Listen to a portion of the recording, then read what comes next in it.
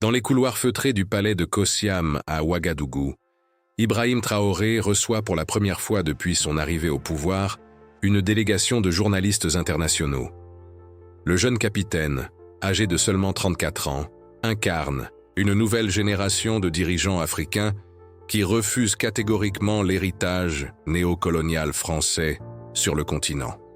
Son regard déterminé et sa posture assurée contrastent avec la gravité du moment historique que traverse le Burkina Faso.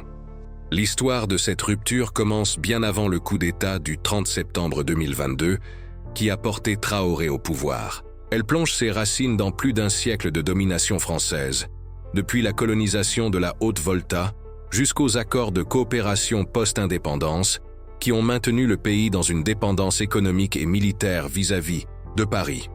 Traoré, formé à l'Académie militaire de Kadiogo, a grandi dans cette réalité où les décisions cruciales pour son pays se prenaient souvent dans les bureaux de l'Élysée plutôt qu'à Ouagadougou. La trajectoire personnelle d'Ibrahim Traoré reflète les contradictions de cette relation. Officier brillant, il a bénéficié de formations en France, côtoyant les institutions militaires françaises qui ont longtemps servi de vivier pour les élites africaines. Pourtant, c'est précisément cette proximité avec le système qui lui a permis d'en comprendre les mécanismes de domination. Contrairement à ses prédécesseurs qui naviguaient entre accommodement et résistance symbolique, Traoré a fait le choix radical de la rupture totale. Le contexte sécuritaire catastrophique qui prévalait avant son arrivée au pouvoir a servi de catalyseur à cette prise de conscience. Malgré la présence de la force Barkhane et les milliards d'euros investis par la France dans la lutte antiterroriste, au Sahel, la situation sécuritaire du Burkina Faso n'a cessé de se dégrader. Les groupes armés terroristes ont étendu leur emprise sur près de la moitié du territoire national, contraignant plus de 2 millions de Burkinabés à abandonner leur foyer. Cette réalité a nourri un sentiment d'amertume profond au sein de la population et de l'armée, qui ont progressivement perdu confiance en l'efficacité de la coopération militaire française. Traoré évoque sans détour cette période de désillusion. Nous avons constaté que, malgré toutes les promesses, malgré tous les accords signés, la France n'a jamais eu pour objectif réel de résoudre nos problèmes sécuritaires. Son intervention militaire servait d'autres intérêts, notamment le maintien de son influence géopolitique et l'accès privilégié à nos ressources naturelles. Cette accusation, formulée avec la froideur du militaire qu'il est, résonne comme un acte d'accusation contre des décennies de politique française en Afrique. L'analyse de Traoré s'appuie sur des faits concrets qui ont marqué la conscience collective burkinabé. L'opération Barkhane, lancée en 2014, devait initialement durer quelques mois pour neutraliser les groupes terroristes. Près d'une décennie plus tard, ces groupes avaient non seulement survécu mais prospéré, étendant leurs activités du Mali vers le Burkina Faso et au-delà. Cette situation a alimenté les théories selon lesquelles la France entretenait délibérément une instabilité contrôlée pour justifier sa présence militaire permanente dans la région. Le jeune dirigeant burkinabé ne cache pas son mépris pour ce qu'il considère comme une politique de façade. La France nous vendait la sécurité tout en maintenant les conditions de l'insécurité. C'est un business model parfait pour une puissance néocoloniale. Plus nous étions faibles et dépendants, plus elle renforçait son emprise. Cette analyse, partagée par une partie croissante de l'opinion publique africaine, remet en question les fondements mêmes de la présence française sur le continent. L'hostilité de Traoré envers la France ne se limite pas aux questions sécuritaires. Elle s'étend à l'ensemble du système économique mis en place depuis les indépendances.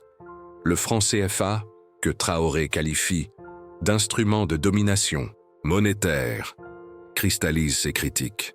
Cette monnaie, garantie par le Trésor français, oblige les pays de la zone franc à déposer 50% de leurs réserves de change auprès de la Banque de France, limitant drastiquement leur souveraineté monétaire et budgétaire. Pour Traoré, cette architecture financière constitue le pilier central du système néocolonial français. Comment peut-on prétendre être indépendant quand notre monnaie est contrôlée par l'ancienne puissance coloniale? Comment peut-on développer notre économie quand nos réserves financent l'économie française?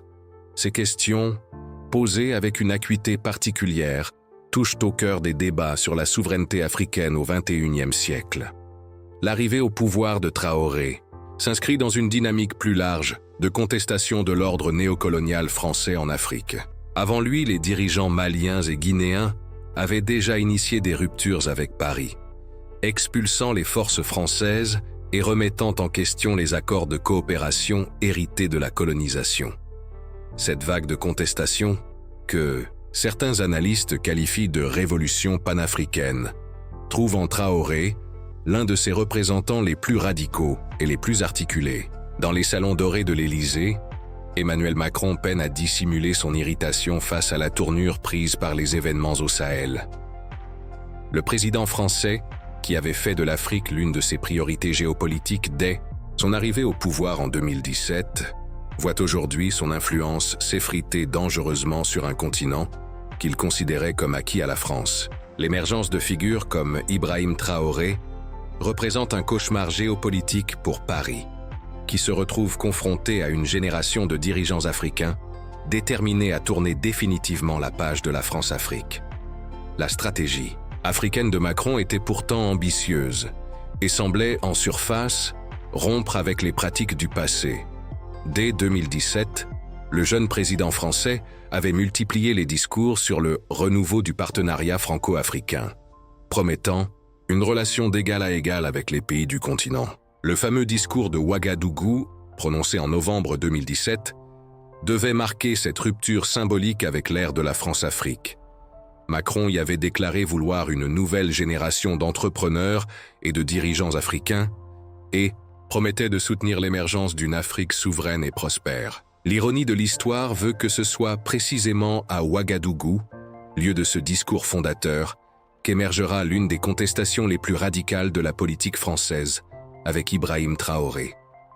Le jeune capitaine, qui était alors simple officier dans l'armée burkinabé, avait probablement assisté aux retransmissions de ce discours présidentiel. 5 ans plus tard, il incarnerait tout ce que Macron redoutait. Un dirigeant africain authentiquement souverain, impossible à corrompre ou à influencer par les leviers traditionnels de la diplomatie française. L'échec de la stratégie macronienne au Sahel ne s'explique pas uniquement par l'émergence de figures comme Traoré. Il trouve ses origines dans les contradictions profondes de l'approche française. Malgré les discours sur le renouveau, Paris a continué à traiter l'Afrique comme une chasse gardée, multipliant les interventions militaires et maintenant un système économique profondément inégalitaire. L'opération Barkhane, présentée comme une mission de lutte antiterroriste, a rapidement été perçue par les populations locales comme une nouvelle forme d'occupation déguisée. Macron, pourtant réputé pour son intelligence stratégique, a sous-estimé la profondeur du ressentiment anti-français qui couvait dans les sociétés sahéliennes.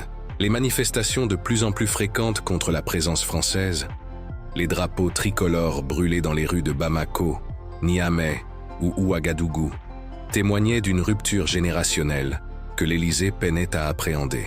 La jeunesse africaine, connectée et informée, ne se satisfaisait plus des discours paternalistes traditionnels de la diplomatie française. L'arrivée successive au pouvoir de juntes militaires hostiles à la France au Mali, en Guinée, puis au Burkina Faso, a pris Paris totalement au dépourvu. L'establishment diplomatique français, habitué à des coups d'État maîtrisables, suivis de négociations discrètes et d'arrangements, découvrait avec stupeur des dirigeants militaires inflexibles, déterminés à rompre définitivement avec le système français. Traoré, en particulier, incarnait cette nouvelle génération de putschistes incontrôlables qui refusaient catégoriquement tout compromis avec l'ancienne puissance coloniale. La réaction de Macron face à cette crise révèle les limites de sa vision africaine. Plutôt que de reconnaître les échecs structurels de la politique française et d'engager une véritable refondation des relations, l'Élysée a opté pour une stratégie défensive mêlant sanctions, isolement diplomatique et tentative de déstabilisation indirecte. Cette approche, qui rappelle les pires heures de la France-Afrique, a achevé de discréditer la France auprès des opinions publiques africaines. Les sanctions économiques décrétées contre le Mali et le Burkina Faso, sous couvert de restauration de l'ordre constitutionnel, ont été perçues comme des mesures de rétorsion coloniale. Traoré n'hésite d'ailleurs pas à les qualifier d'agression économique et de chantage néocolonial. Pour le dirigeant burkinabé, ces sanctions révèlent la vraie nature de la relation franco-africaine. Quand nous obéissions, nous étions de bons partenaires. Maintenant que nous revendiquons notre souveraineté, nous devenons des parias. Cela en dit long sur la conception française de la démocratie africaine. L'isolement croissant de la France au Sahel contraste avec l'émergence de nouveaux partenaires pour les pays de la région. La Russie, la Chine, la Turquie, mais aussi des pays africains comme l'Afrique du Sud ou le Ghana, proposent des modèles de coopération alternatifs qui séduisent les nouvelles élites sahéliennes. Wagner, le groupe paramilitaire russe, s'est ainsi implanté au Mali et en Centrafrique, offrant ses services sans les conditionnalités politiques imposées par la France. Traoré ne cache pas sa fascination pour ces alternatives géopolitiques. Nos nouveaux partenaires nous respectent comme des égaux. Ils ne nous donnent pas de leçons de démocratie tout en pillant nos ressources. Ils ne prétendent pas lutter contre le terrorisme tout en l'entretenant secrètement. Cette rhétorique, qui fait écho au discours des dirigeants maliens et centrafricains, témoigne d'un basculement géopolitique majeur que Paris peine encore à mesurer. L'échec de Macron au Sahel révèle les limites de l'approche française, traditionnelle face à une Afrique en mutation profonde. Le président français, malgré ses discours modernistes, n'a pas su s'affranchir des réflexes néocoloniaux qui structurent la politique africaine de la France depuis les indépendances, face à des dirigeants comme Traoré, formés dans un monde globalisé et déterminés à affirmer leur souveraineté. Les outils traditionnels de la France-Afrique s'avèrent non seulement inefficaces, mais contre-productifs. Cette situation place Emmanuel Macron dans une position délicate à l'approche de la fin de son second mandat. L'héritage africain du président français risque d'être marqué par l'effondrement de l'influence française au Sahel et l'émergence d'une génération de dirigeants africains résolument hostiles à Paris. Pour Traoré et ses homologues régionaux, cette évolution représente au contraire l'aboutissement d'un processus de décolonisation resté inachevé depuis les indépendances des années 1960. L'émergence d'Ibrahim Traoré et sa confrontation frontale avec Emmanuel Macron ne constituent pas un simple différend bilatéral entre le Burkina Faso et la France. Cette rupture s'inscrit dans une reconfiguration géopolitique majeure qui redessine les équilibres de pouvoir dans l'ensemble de la région sahélienne et au-delà, sur tout le continent africain. L'effet domino provoqué par les positions radicales du jeune dirigeant burkinabé dépasse largement les frontières de son pays pour influencer les dynamiques régionales et continentales. La création de l'Alliance des États du Sahel, regroupant le Mali, le Burkina Faso et le Niger sous leadership militaire, représente la concrétisation institutionnelle de cette nouvelle donne géopolitique. Cette alliance, voulue par Traoré, comme une alternative crédible aux organisations régionales traditionnelles jugées inféodées à la France, ambitionne de créer un espace sahélien authentiquement souverain. Pour le dirigeant burkinabé, cette initiative constitue la première étape vers une véritable décolonisation de notre région, 60 ans après les indépendances formelles. L'impact de cette reconfiguration dépasse le cadre sahélien pour interroger l'ensemble de l'architecture institutionnelle ouest-africaine. La CEDEAO, Communauté économique des États de l'Afrique de l'Ouest, se trouve ainsi confrontée à sa plus grave crise existentielle depuis sa création en 1975. L'organisation régionale, longtemps perçue comme un instrument d'influence française, déguisée en instance de coopération africaine, voit 3 de ses membres fondateurs claquer la porte simultanément, remettant en question sa légitimité et sa représentativité. Traoré ne mâche pas ses mots concernant la CEDEAO. Cette organisation n'a jamais servi les intérêts des peuples africains. Elle a servi de courroie de transmission aux volontés néocoloniales, imposant des sanctions contre les pays qui refusaient de se soumettre à l'ordre établi. Nous n'avons plus besoin d'institutions qui nous maintiennent dans la dépendance. Cette critique radicale fait écho aux frustrations exprimées par de nombreux citoyens ouest-africains, qui peinent à identifier les bénéfices concrets de l'intégration régionale telle qu'elle a été conçue. L'Union africaine se trouve également interpellé par cette dynamique de rupture. Si l'organisation continentale affiche officiellement une position de neutralité, les débats internes révèlent des clivages profonds entre les partisans de la diplomatie de l'apaisement, avec les puissances occidentales, et ceux qui soutiennent une ligne plus radicale de souveraineté.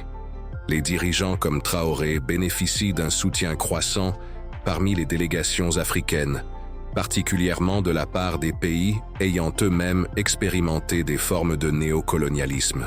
L'influence de Traoré s'étend bien au-delà des cercles diplomatiques officiels pour toucher les sociétés civiles africaines.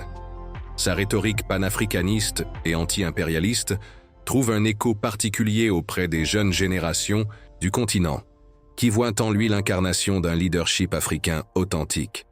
Les réseaux sociaux amplifient ce phénomène, transformant le dirigeant burkinabé en icône d'une Afrique qui refuse la soumission et revendique sa place dans le concert des nations.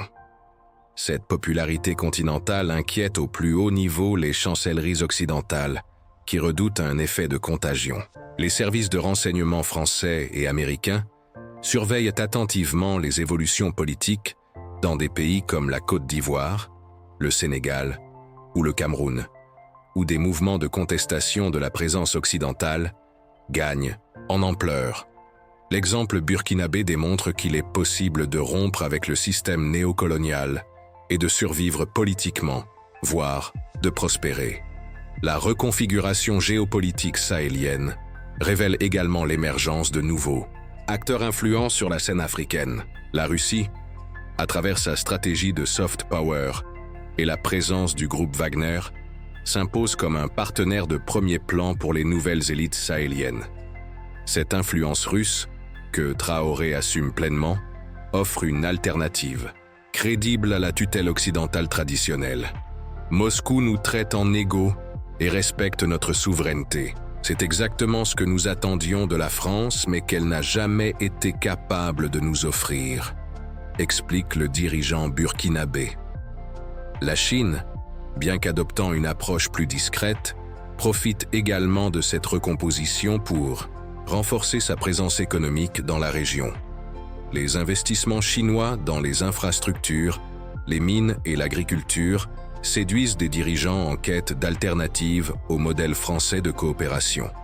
Pour Traoré, cette diversification des partenariats constitue un enjeu stratégique majeur. Nous ne voulons plus dépendre d'un seul partenaire extérieur.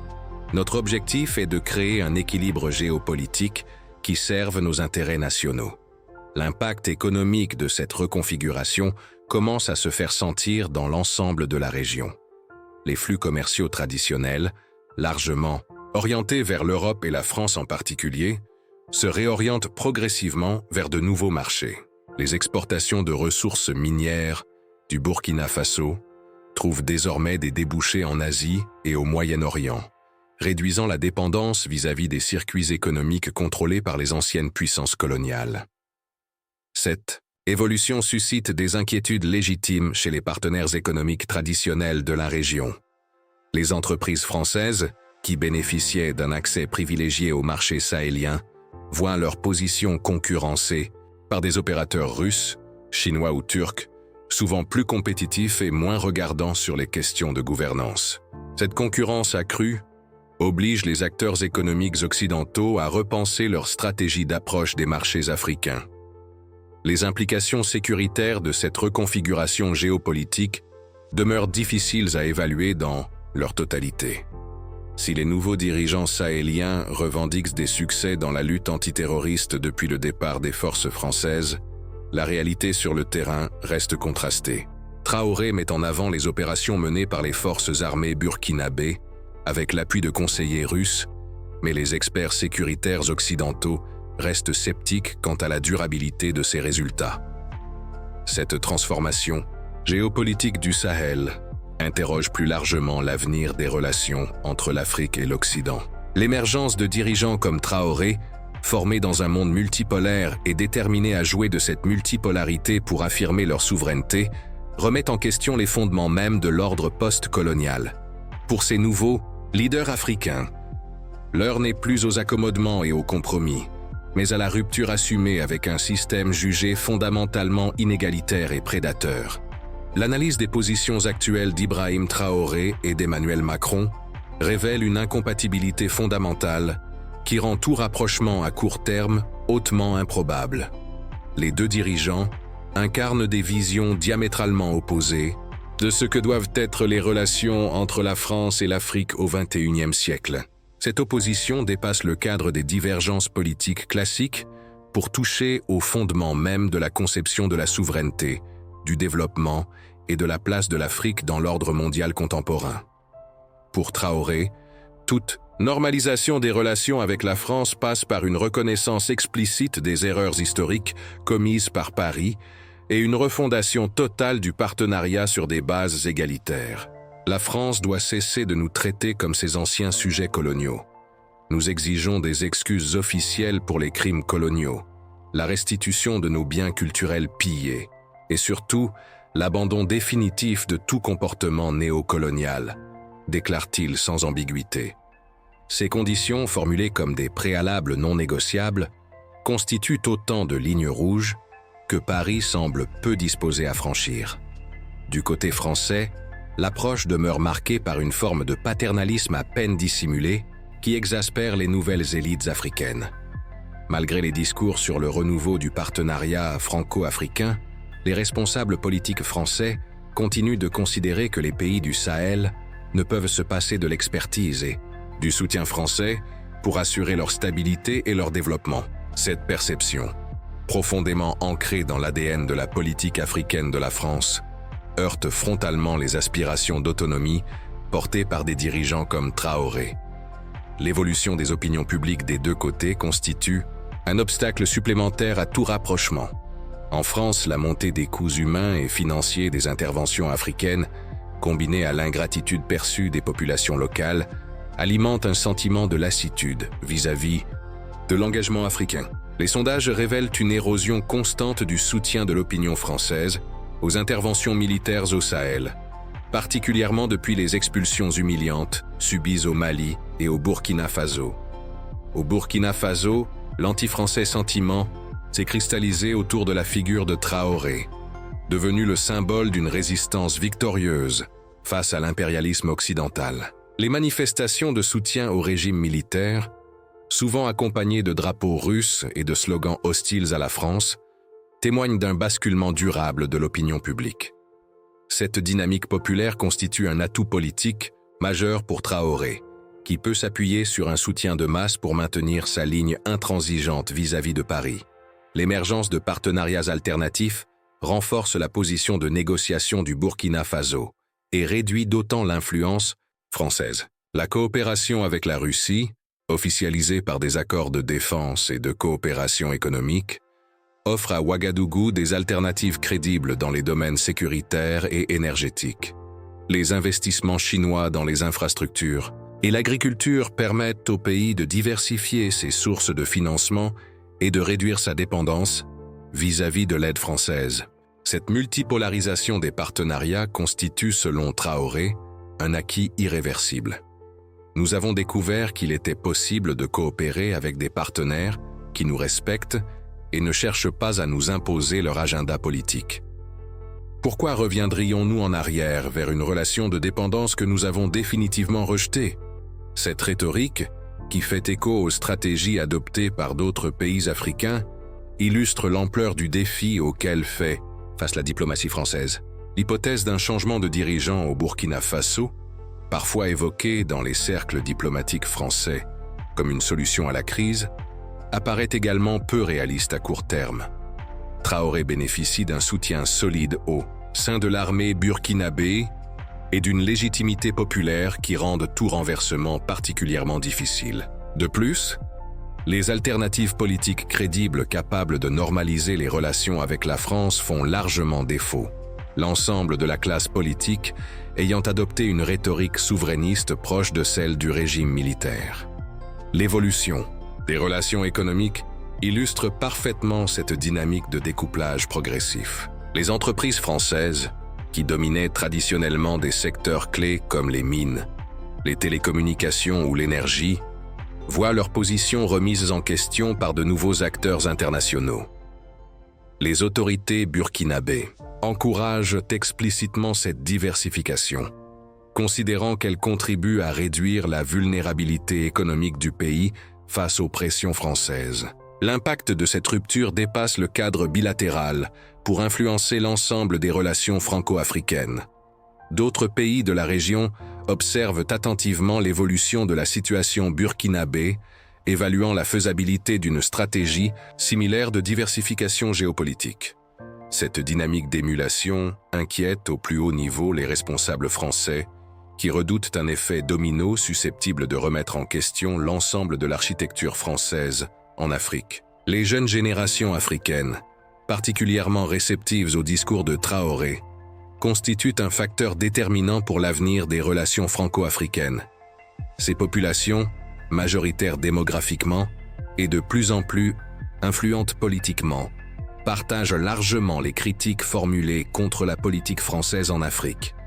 Cette évolution générationnelle suggère que les difficultés actuelles de la France au Sahel ne constituent pas un phénomène conjoncturel, mais le symptôme d'une transformation structurelle des attentes africaines vis-à-vis de leurs partenaires internationaux. L'avenir des relations entre Paris et Ouagadougou semble donc durablement compromis, au moins tant que les dirigeants actuels resteront en place des deux côtés. Traoré a fait de la rupture avec la France un élément central de sa légitimité politique, tandis que Macron peine à concevoir une refondation suffisamment radicale de la politique africaine française pour répondre aux attentes des nouvelles élites sahéliennes. Cette impasse diplomatique illustre plus largement les défis auxquels fait face la France pour maintenir son influence en Afrique dans un monde désormais multipolaire où les alternatives géopolitiques se multiplient. Dans ce contexte, seul un changement générationnel majeur dans les deux pays, accompagné d'une transformation profonde des paradigmes de coopération, pourrait ouvrir la voie à une éventuelle réconciliation.